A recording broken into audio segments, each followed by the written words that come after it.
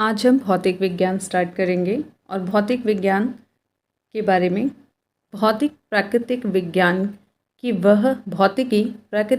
की वह शाखा है जिसमें द्रव्य यानी कि मैटर तथा ऊर्जा एनर्जी और उसकी परस्पर क्रियाओं का अध्ययन होता है। जिसमें द्रव्य और ऊर्जा और उसकी परस्पर क्रियाओं का अध्ययन होता है। भौतिकी प्राकृतिक जगत का मूल विज्ञान है क्योंकि विज्ञान की अन्य शाखाओं का विकास भौतिकी के ज्ञान पर बहुत हद तक निर्भर करता है। इसमें पहला टॉपिक है मात्रक। मात्रक यानी कि यूनिट। किसी राशि के मापन के निर्देश मानक को मात्रक कहते हैं। मात्रक दो प्रकार के होते हैं, मूल मात्रक यानी फंडामेंटल यूनिट और व्युत्पन्न मात्रक डिराइव्ड यूनिट।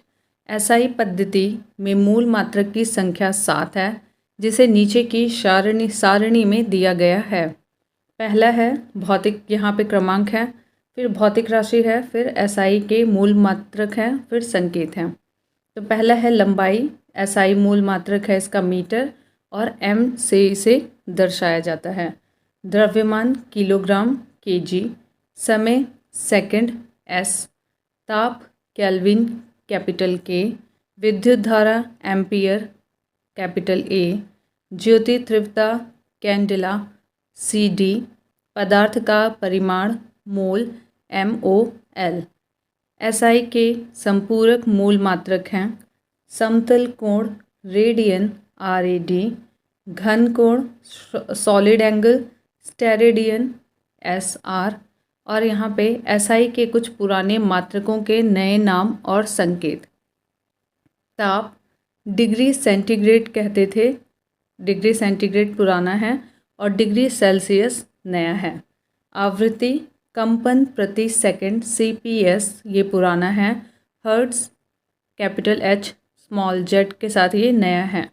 ज्योति तीव्रता ल्यूमिनस इंटेंसिटी कैंडल शक्ति CP था पुराना, अब कैंडेला है CD नया। वे सभी मात्रक जो मूल मात्रकों की सहायता से व्यक्त किए जाते हैं व्युत्पन्न मात्रक कहलाते हैं। बहुत लंबी दूरियों को मापने के लिए प्रकाश वर्ष का प्रयोग किया जाता है। याद रखिएगा, दूरी मापने के लिए प्रकाश वर्ष है, अर्थात प्रकाश वर्ष दूरी का मात्रक है।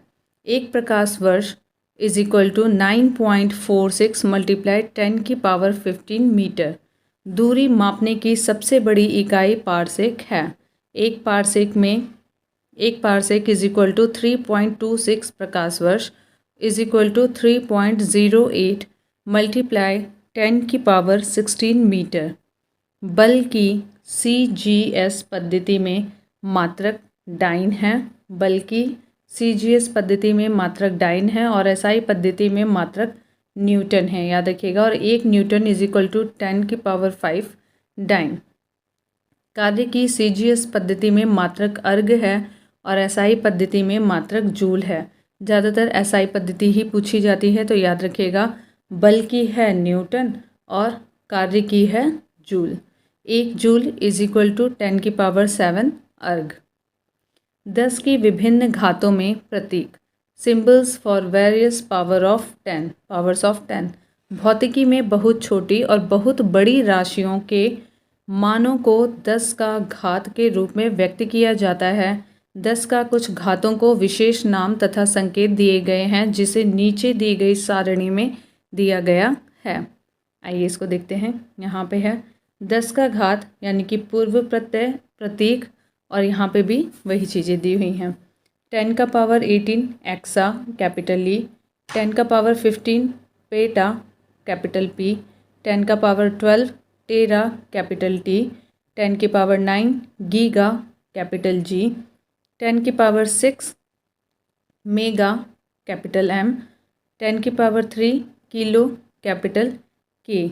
यहाँ पे जब आप देखेंगे तो -3 करके यहाँ पे दिखाया गया है, लेकिन लास्ट में यहाँ पे 10�3 किलो स्मॉल k, और उसके बाद है यहाँ पे 10�2 hecto small h, 10⁻1 deca DA, और यहाँ पे 10⁻−18 atto small a, 10⁻−15 femto small f 10 की पावर -12, पिको स्मॉल p 10 की पावर -9, नैनो स्मॉल n 10 की पावर -6, माइक्रो, ये माइक्रो का सिंबल है, और 10 की पावर -3, मिली स्मॉल m 10 की पावर -2, सेंटी स्मॉल c और 10 की पावर -1, डेसी स्मॉल d। दूसरा टॉपिक है यहाँ पे गति।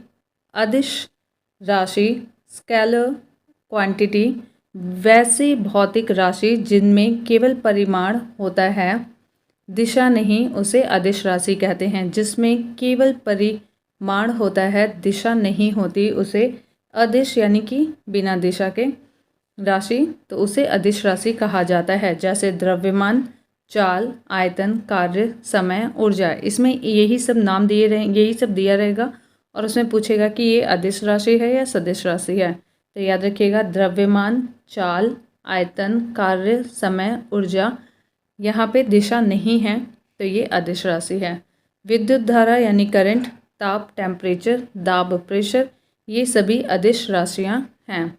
सदिश राशि वेक्टर क्वांटिटी वैसी भौतिक राशि जिनमें परिमाण के साथ साथ दिशा भी रहती है, परिमाण के साथ साथ दिशा भी रहती है, जो योग के निश्चित नियमों के अनुसार जोड़ी जाती है, उन्हें सदिश राशि कहते हैं। जैसे वेग, विस्थापन, बल, त्वरण आदि। व से वेग, विस्थापन, बल, त्वरण, इसमें भी व आ रहा है, आदि। तो ये भी के लिए है, बाकी आप और भी इसमें देख सकते हैं। दूरी डिस्टेंस किसी दिए गए समयांतराल में वस्तु द्वारा तय किए गए मार्ग की लंबाई को दूरी कहते हैं। यह एक अदिश राशि है, यह सदैव धनात्मक पॉजिटिव होती है। विस्थापन डिस्प्लेसमेंट एक निश्चित दिशा में दो बिंदुओं के बीच की लंबवत न्यूनतम दूरी को विस्थापन कहते हैं। यह सदिश राशि है, इसका एसआई मात्रक मीटर है। याद रखिएगा, विस्थापन v से है तो सदिश राशि है, लेकिन ये हर जगह नहीं है। अभी के लिए छोटी सी ट्रिक है कि विस्थापन v से है इसलिए सदिश राशि है। चाल यानी कि स्पीड किसी वस्तु द्वारा प्रति सेकंड तय की गई दूरी को चाल कहते हैं, अर्थात चाल इज इक्वल टू दूरी अपॉन समय। यह एक अदिश राशि है, इसका एसआई मात्रक मीटर पर सेकंड है। वेग वेलोसिटी किसी वस्तु के विस्थापन की दर को या एक निश्चित दिशा में प्रति सेकंड वस्तु द्वारा तय की गई दूरी को वेग कहते हैं। यह एक सदिश राशि है, इसका एसआई मात्रक मीटर पर सेकंड है। त्वरण एक्सेलरेशन किसी वस्तु के वेग में परिवर्तन की दर को त्वरण कहते हैं, वेग में परिवर्तन की दर को। यह एक सदिश राशि है, इसका एसआई मात्रक मीटर पर सेकंड स्क्वायर है। यदि समय के साथ वस्तु का वेग घटता है तो त्वरण ऋणात्मक होता है, जिसे मंदन कहते हैं, रिटार्डेशन कहते हैं। प्रक्षेप्य गति प्रोजेक्टाइल मोशन जब कोई पिंड ऐसे नियत त्वरण के अंतर्गत गति करता है जिसकी दिशा पिंड के वेग की दिशा से भिन्न होती है, तो पिंड के वेग का परिमाण एवं दिशा दोनों समय के साथ बदलते रहते हैं। इसके कारण पिंड एक समतल में वक्र पथ पर गति करता है।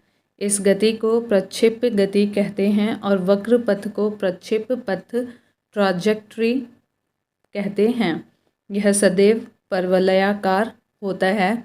धनुष से छूटा बाण, हवाई जहाज से गिराया गया बम, तोप से छूटा गोला आदि का मार्ग परवलयाकार होता है। ये सभी प्रक्षेप्य गति के उदाहरण हैं। याद रखिएगा, धनुष से छूटा बाण, हवाई जहाज से गिराया गया बम और तोप से छूटा गोला। प्रक्षेप्य गति एक द्विमीमीय गति है, अर्थात एक समतल में गति है। प्रक्षेप्य को अधिकतम दूरी तक फेंकने के लिए उसे क्षैतिज से 45 डिग्री के कोण पर ऊपर की ओर प्रक्षेपित करना चाहिए।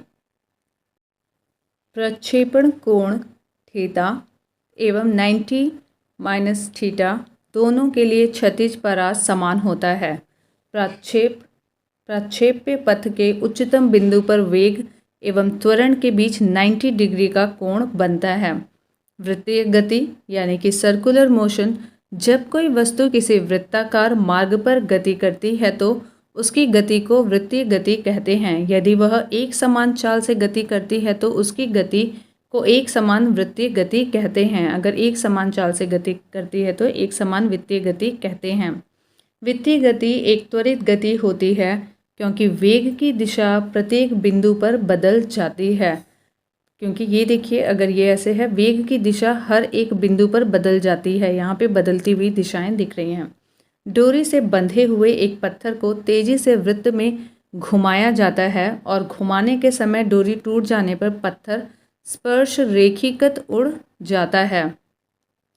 कोणीय वेग एंगुलर वेलोसिटी, वृत्ताकार मार्ग पर गतिशील कण को वृत्त के केंद्र से मिलाने वाली रेखा एक सेकंड में जितने कोण से घूम जाती है उसे उस कण का कोणीय वेग कहते हैं। इसे प्राय, ये आपको ओमेगा साइन होता है, ओमेगा से प्रकट किया जाता है। अर्थात omega is equal to theta upon small t. यदि कोण एक सेकंड में n चक्कर लगाता है तो ओमेगा इज इक्वल टू 2 और इस साइन को कहते हैं पाई n। क्योंकि एक चक्कर में कण 2 पाई 360 डिग्री रेडियन में घूम जाती है। अब यदि वृत्ताकार मार्ग की त्रिज्या r है और कण एक सेकंड में n चक्कर लगाता है तो उसके द्वारा एक सेकंड में चली गई दूरी वृत्त की परिधि multiply n is equal to 2 pi r n, यही उसकी रेखीय चाल लीनियर स्पीड होगी। अर्थात v यानी velocity is equal to 2 pi r n, v is equal to 2 pi n multiply r, और यहाँ पे हो गया ये ओमेगा मल्टीप्लाई r, ये वैल्यू हो गई ओमेगा की। रेखीय चाल इज इक्वल टू कोणीय चाल एवं त्रिज्या।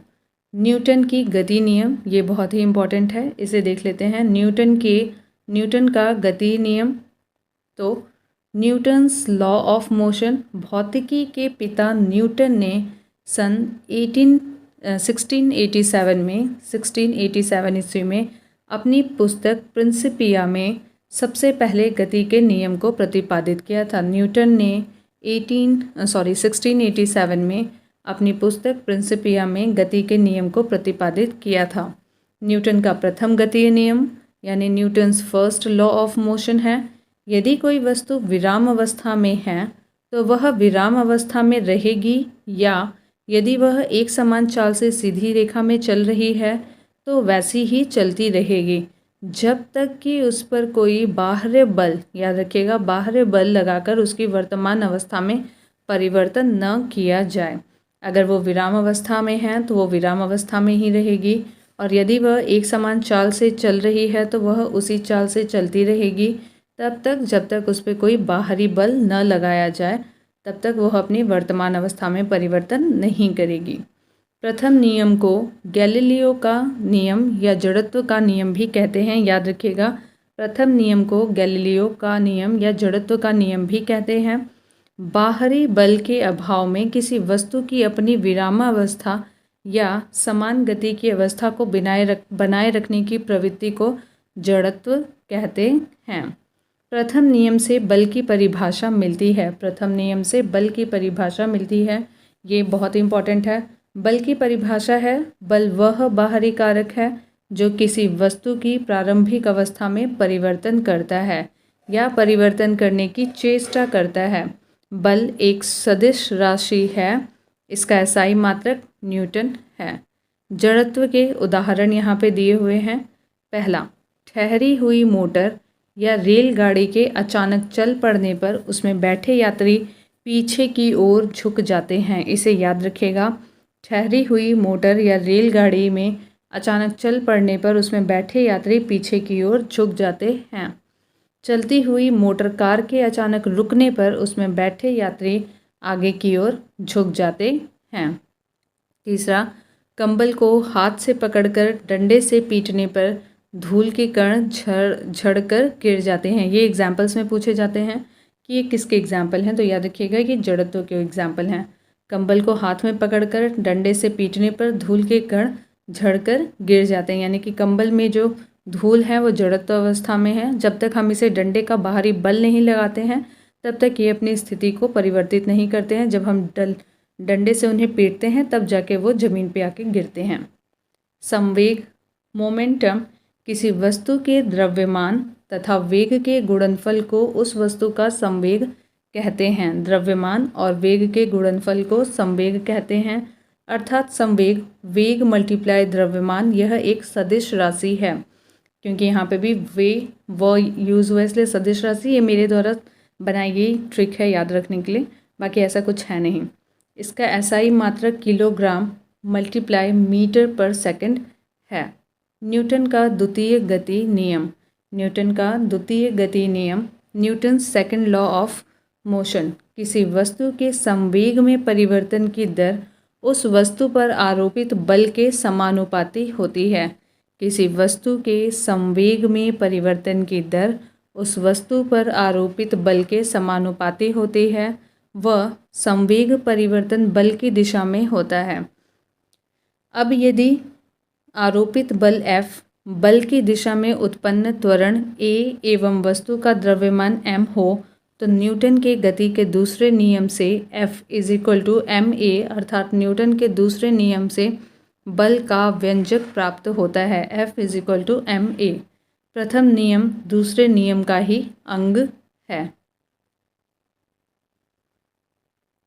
न्यूटन का तृतीय गतीय नियम, Newton's third law of motion, प्रत्येक क्रिया के बराबर परंतु विपरीत दिशा में, प्रत्येक क्रिया के बराबर परंतु विपरीत दिशा में प्रतिक्रिया होती है। उदाहरण, बंदूक से गोली चलाने पर चलाने वाले को पीछे की ओर धक्का लगना। याद रखिएगा, प्रत्येक क्रिया के बराबर परंतु विपरीत दिशा में प्रतिक्रिया होती है।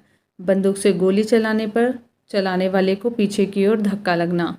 नाव दूसरा है, नाव से किनारे पर कूदने पर नाव को पीछे की ओर हट जाना। दूसरा, रॉकेट को उड़ाने में। तो यहाँ पे याद रखिएगा, बंदूक का एग्जाम्पल, नाव का एग्जाम्पल और रॉकेट का एग्जाम्पल।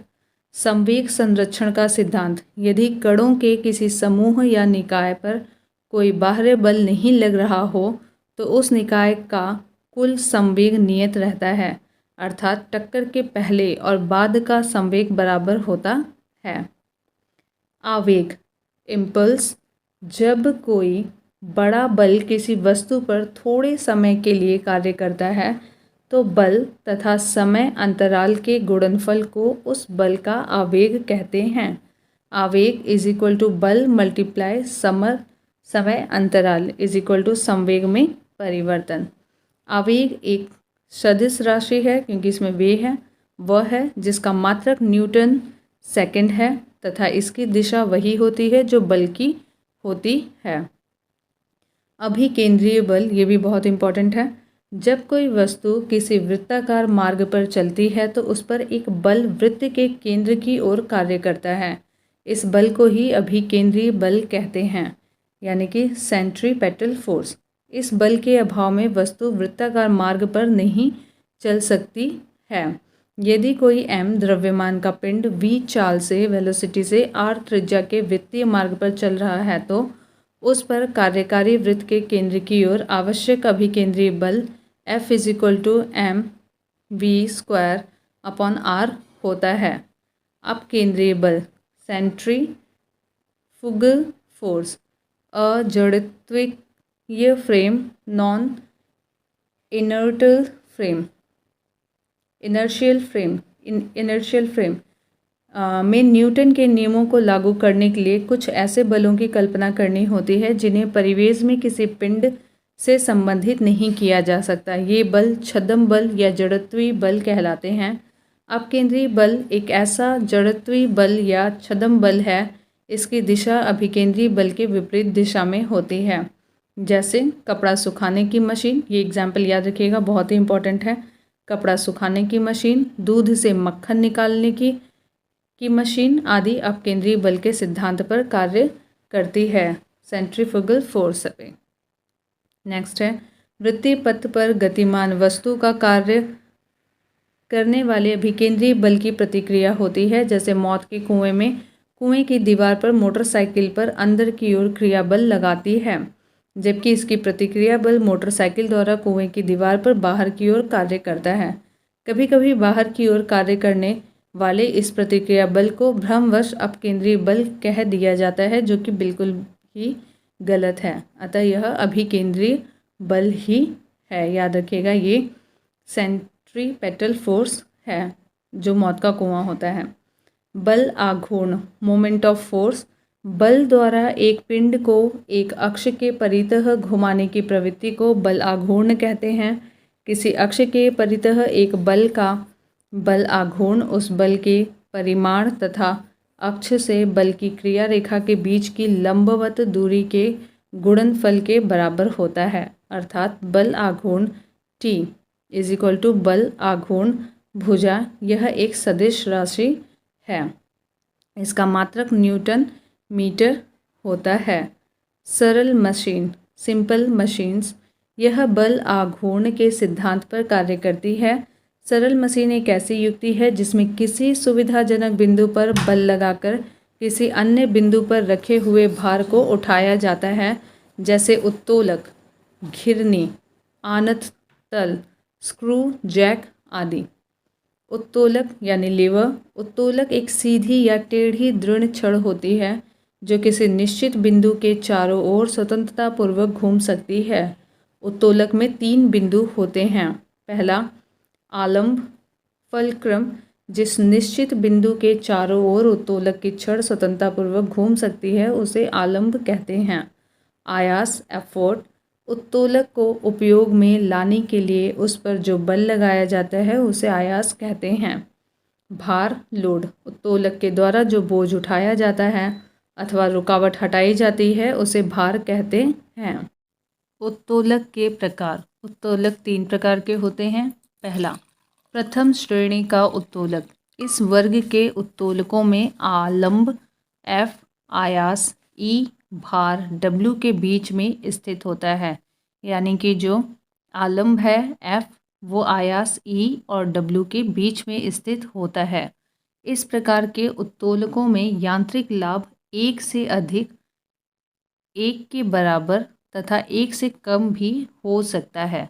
इसके उदाहरण हैं कैंची, पिलास, सिंडासी, कील, उखाड़ने की मशीन, शीश झूला, साइकिल का ब्रेक, हैंडपंप। याद रखिएगा, प्रथम श्रेणी के उत्तोलक के एग्जाम्पल हैं कैंची, पिलास, सिंडासी, कील, उखाड़ने की मशीन, शीश झूला, साइकिल का ब्रेक, हैंडपंप। द्वितीय श्रेणी का उत्तोलक। इस वर्ग के उत्तोलकों में आलंब यानी कि F व आयास E के बीच भार W होता है। इस तरीके से इस प्रकार के उत्तोलकों में यांत्रिक लाभ सदैव 1 से अधिक होगा। याद रखिएगा, यांत्रिक लाभ सदैव 1 से अधिक होगा। इसके उदाहरण हैं सरौता, नींबू निचोड़ने की मशीन, एक पहिए की कूड़ा ढोने की गाड़ी। सरौता, नींबू निचोड़ने की मशीन, एक पहिए की कूड़ा ढोने की गाड़ी आदि। तृतीय श्रेणी का उत्तोलक। इस वर्ग के उत्तोलकों में आलंब F, भार W के बीच में आयस E होता है। इसका यांत्रिक लाभ सदैव 1 से कम होता है। उदाहरण चिमटा और मनुष्य का हाथ। गुरुत्व केंद्र, सेंटर ऑफ ग्रेविटी। किसी वस्तु का गुरुत्व केंद्र वह बिंदु है जहां वस्तु का समस्त भार कार्य करता है। चाहे वस्तु जिस स्थिति में रखी जाए, वस्तु का भार गुरुत्व केंद्र से ठीक नीचे की ओर कार्य करता है। अतः गुरुत्व केंद्र पर वस्तु के भार के बराबर ऊपरी मुखी बल लगाकर हम वस्तु को संतुलित रख सकते हैं। संतुलन के प्रकार। संतुलन 3 प्रकार के होते हैं, स्थायी, अस्थायी तथा उदासीन। पहला है यहाँ पे स्थायी संतुलन, स्टेबल इक्विलिब्रियम। यदि किसी वस्तु को उसकी संतुलन स्थिति से थोड़ा विस्थापित किया जाए और बल हटाते ही पुनः वह पूर्व स्थिति में आ जाए तो ऐसे संतुलन को स्थायी संतुलन कहते हैं। अस्थायी संतुलन। यदि किसी वस्तु को उसकी संतुलनावस्था से थोड़ा सा विस्थापित करके छोड़ने पर वह पुनः संतुलन की अवस्था में न आए तो इसे अस्थायी संतुलन कहते हैं। उदासीन यानी कि न्यूट्रल संतुलन, यदि वस्तु को संतुलन की स्थिति से थोड़ा सा विस्थापित करने पर उसका गुरुत्व केंद्र उसी ऊंचाई पर बना रहता है तथा छोड़ देने पर वस्तु अपनी नई स्थिति में संतुलित हो जाती है, तो उसका संतुलन उदासीन कहलाता है। स्थायी संतुलन की शर्तें। किसी वस्तु के स्थायी संतुलन के लिए 2 शर्तों का पूरा होना आवश्यक है। पहला, वस्तु का गुरुत्व केंद्र अधिकाधिक नीचे होना चाहिए। वस्तु का गुरुत्व केंद्र अधिकाधिक नीचे होना चाहिए। दूसरा, गुरुत्व केंद्र से होकर जाने वाली ऊर्ध्वाधर रेखा वस्तु की आधार से गुजरनी चाहिए। अगला टॉपिक है कार्य, ऊर्जा एवं शक्ति। कार्य यानी कि वर्क, कार्य की माप लगाए गए बल तथा बल की दिशा में वस्तु के विस्थापन के गुणनफल के बराबर होता है। कार्य एक अदिश राशि है, इसका एसआई मात्रक जूल है। कार्य इज इक्वल टू बल मल्टीप्लाई विस्थापन। यदि बल F तथा विस्थापन S के मध्य थीटा कोण बनता है तो W is equal to F multiply S cos theta. ऊर्जा, एनर्जी, किसी वस्तु की कार्य करने की क्षमता को उस वस्तु की ऊर्जा कहते हैं। ऊर्जा एक अदिश राशि है, इसका एसआई मात्रक जूल है। याद रखिएगा, ऊर्जा एक अदिश राशि है, इसका एसआई मात्रक जूल है। कार्य द्वारा प्राप्त ऊर्जा यांत्रिक ऊर्जा कहलाती है, जो 2 प्रकार की होती है, गतिज ऊर्जा और स्थिर ऊर्जा। गतिज ऊर्जा यानी काइनेटिक एनर्जी, किसी वस्तु में उसकी गति के कारण कार्य करने की जो क्षमता आ जाती है, यानी किसी वस्तु में उसकी गति के कारण कार्य करने की जो क्षमता आ जाती है, उसे उस वस्तु की गतिज ऊर्जा यानी काइनेटिक एनर्जी कहते हैं। यदि m यानी द्रव्यमान की वस्तु v वेग से चल रही हो तो गतिज ऊर्जा ke होगी 1/2 mv²। स्थितिज ऊर्जा, पोटेंशियल एनर्जी। पोटेंशियल एनर्जी जब किसी वस्तु में विशेष अवस्था या स्टेट या स्थिति के कारण कार्य करने की क्षमता आ जाती है तो उसे स्थितिज ऊर्जा कहते हैं। जैसे बांध बनाकर इकट्ठा किए गए पानी की ऊर्जा, घड़ी की चाबी में संचित ऊर्जा, तनी हुई स्प्रिंग या कमानी की ऊर्जा। याद रखिएगा, पोटेंशियल एनर्जी, स्थितिज ऊर्जा के एग्जाम्पल हैं बांध बनाकर इकट्ठा किए गए पानी की ऊर्जा, घड़ी की चाबी में संचित ऊर्जा, क्योंकि ये विशेष स्थिति यहाँ पे बनाई गई है जिसकी वजह से ये काम करते हैं। तनी हुई स्प्रिंग को तानकर, या कमाने की ऊर्जा। तो गुरुत्व बल के विरुद्ध संचित स्थितिज ऊर्जा का व्यंजक है PE is equal to mgh, यानी कि m यहाँ पे द्रव्यमान है, g यहाँ पे गुरुत्व जनिक त्वरण है और h मतलब हाइट है। तो हो गया आपका पोटेंशियल एनर्जी। नेक्स्ट है ऊर्जा संरक्षण का नियम। ऊर्जा संरक्षण का नियम, law of conservation of energy. ऊर्जा न तो उत्पन्न की जा सकती है और ना ही नष्ट की जा सकती है। ऊर्जा केवल एक रूप से दूसरे रूप में परिवर्तित की जा सकती है। याद रखिएगा, ये न तो उत्पन्न की जा सकती है न नष्ट की जा सकती है, यह केवल एक रूप से दूसरे रूप में परिवर्तित की जा सकती है। जब भी ऊर्जा किसी रूप में लुप्त होती है तब ठीक उतनी ही ऊर्जा अन्य रूपों में प्रकट होती है। अतः विश्व की संपूर्ण ऊर्जा का परिमाण स्थिर रहता है। यह ऊर्जा संरक्षण का नियम कहलाता है। ऊर्जा रूपांतरित करने वाले कुछ उपकरण, पीसीएस के एग्जाम में ये बहुत पूछे जाते हैं, तो आइए एक बार इनको देखते हैं। डायनेमो यांत्रिक ऊर्जा को विद्युत ऊर्जा में परिवर्तित करता है। ये यांत्रिक ऊर्जा को विद्युत ऊर्जा में परिवर्तित करता है। मोमबत्ती रासायनिक ऊर्जा को प्रकाश एवं ऊष्मा ऊर्जा में परिवर्तित करती है। कैंडल जब जलती है तो वो रासायनिक ऊर्जा से मोम जलता है और फिर उससे प्रकाश उत्पन्न होता है और ऊष्मा ऊर्जा में परिवर्तित होता है। माइक्रोफोन ये ध्वनि ऊर्जा को विद्युत ऊर्जा में परिवर्तित करती है। ध्वनि ऊर्जा को विद्युत ऊर्जा में परिवर्तित करती है। लाउड स्पीकर ये विद्युत ऊर्जा को ध्वनि ऊर्जा में परिवर्तित करता है। विद्युत ऊर्जा को ध्वनि ऊर्जा में परिवर्तित करता है। सोलर सेल सौर ऊर्जा को विद्युत ऊर्जा में परिवर्तित करती है। सूर्य से लेते हैं और फिर इलेक्ट्रिसिटी के फॉर्म में यूज़ करते हैं। ट्यूबलाइट आप उसे बिजली से चलाते हैं जिसकी वजह से वो प्रकाश देती है, इसलिए विद्युत ऊर्जा को प्रकाश ऊर्जा में परिवर्तित करती है। इसी तरह आपको छोटे छोटे कॉन्सेप्ट बना के इसे याद रखना पड़ेगा। विद्युत मोटर विद्युत से शुरू होती है और यांत्रिक ऊर्जा में परिवर्तित होती है। विद्युत ऊर्जा को यांत्रिक ऊर्जा में परिवर्तित करती है। इसी तरह विद्युत बल्ब है, विद्युत ऊर्जा से प्रकाश एवं ऊष्मा ऊर्जा में परिवर्तित होती है। विद्युत सेल यहाँ पे रासायनिक ऊर्जा को विद्युत ऊर्जा में परिवर्तित करती है। रासायनिक ऊर्जा को विद्युत ऊर्जा में परिवर्तित करती है। सितार ये एक यांत्रिक ऊर्जा को ध्वनि ऊर्जा में परिवर्तित करती है। संवेग एवं गतिज ऊर्जा में संबंध है। के काइनेटिक एनर्जी P²/2m। P है यहाँ पे संवेग, तो m = v, अर्थात संवेग को दुगना करने पर गतिज ऊर्जा 4 गुनी हो जाएगी। संवेग को दुगना करने पर गतिज ऊर्जा 4 गुनी हो जाएगी। शक्ति पावर कार्य करने की दर को शक्ति कहते हैं। यदि किसी कर्ता द्वारा W कार्य T समय में किया जाता है तो कर्ता की शक्ति W/T होगी। शक्ति का SI मात्रक वॉट है, जिसे वैज्ञानिक जेम्स वॉट के सम्मान में रखा गया है। शक्ति = कार्य अपॉन समय = जूल/सेकंड वॉट = 10⁻⁷ अर्ग पर सेकंड। यहाँ पे भी देख लेते हैं। 1 किलोवाट में 1000 वाट होते हैं और 1 MW में 10⁻⁶ W होते हैं। शक्ति की एक और मात्रक है अश्वशक्ति।